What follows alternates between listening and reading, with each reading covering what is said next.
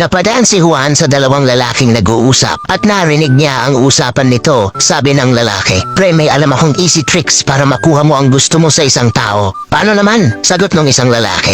"Sabihin mo lang sa tao na alam mo ang sikreto niya, then boom, tignan mo na lang ang mangyayari." Narinig naman ito ni Juan at agad umuwi para itesting sa tatay niya. Sabi ni Juan, "Tay, alam ko ang sikreto mo." Nabigla ang tatay at sumagot, "Shh! Ito ang 500, huwag mo sabihin sa mama mo." Tuwang-tuwa si Juan dahil nagkapera siya kahit di niya naman talaga alam ang sikreto nito. Pumunta naman siya sa kanyang nanay. Sabi ni Juan, "Nay, alam ko ang sikreto mo." Kinabahan ang nanay at sumagot, "Shh! Bibigyan kita ng 1,000. Huwag mo lang sabihin sa tatay mo." Tuwang-tuwa si Juan dahil nagkapera na naman siya. Lumabas siya para gastusin ang pera at nakita niya ang kapatid ng tatay niya. Naisip niyang lokohin ito. Sabi ni Juan, "Tito, alam ko ang sikreto mo." Sumagot yung tito, "Buti alam mo na ang totoo. Lumapit ka sa akin at yakapin mong mahigpit ang totoong tatay mo."